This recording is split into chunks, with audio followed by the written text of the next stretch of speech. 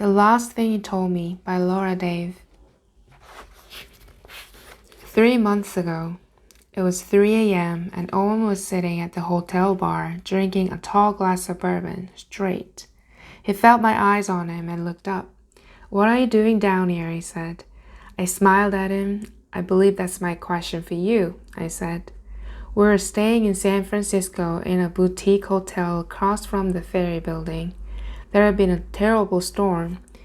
It was the type of rainstorm that didn't happen in Sausalito too often, and it had forced us to evacuate our floating home, due to flooding risks.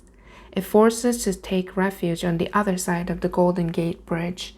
The hotel filled up with other floating home expats, though apparently Owen wasn't finding much refuge at all.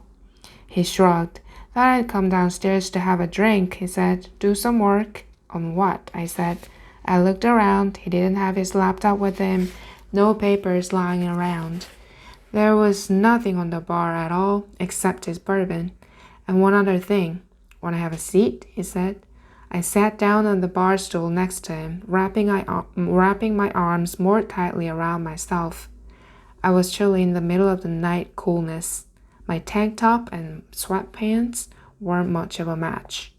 "You're freezing," he said. "I'm okay." He pulled off his hoodie, putting it over my head. "You will be," he said.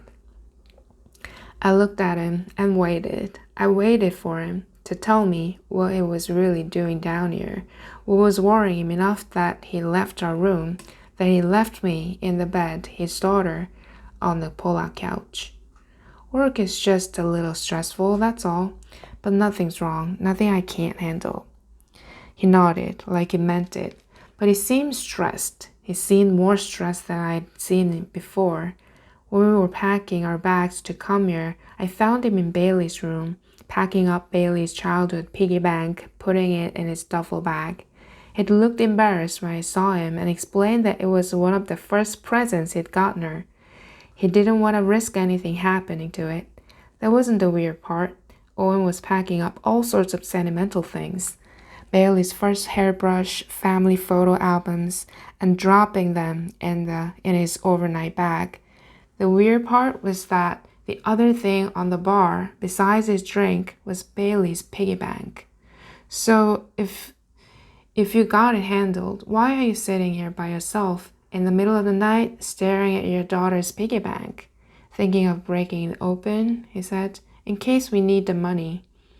"What's going on, Owen?" I said. "Do you know what Bailey said to me tonight? When I told her we had to evacuate, she said she wanted to go with Bobby's family instead, that they're staying at the Ritz and she wanted to be with him. It turned into a whole big thing." "Where was I?" "Locking down your workshop." I shrugged, trying to be gentle. "She's growing up." "I know, it's totally normal, I get it.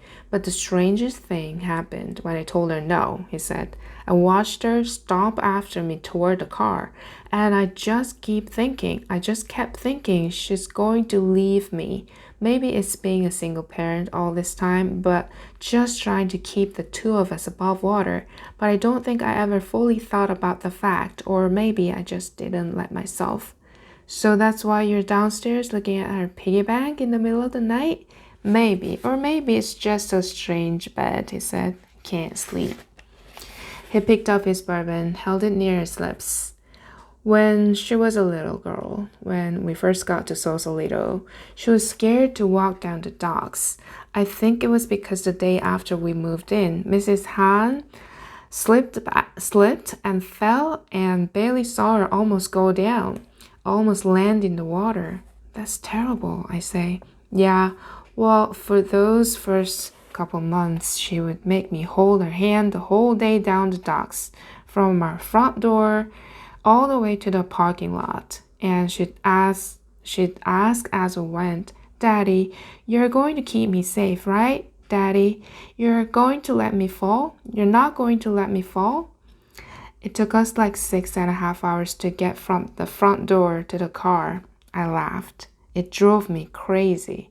The 100th time I had to do it, I actually think I went a little crazy." He paused. "And you know the only thing worse than that? the day she stopped.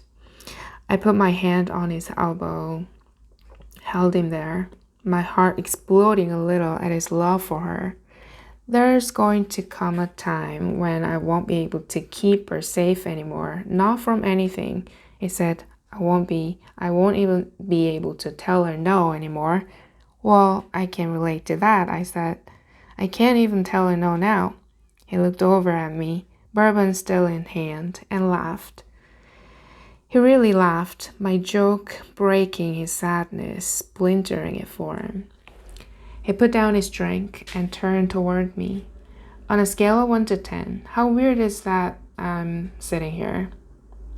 Without the piggy bank, I said. It would be a 2, maybe a 3. With the piggy bank, am I breaking 6?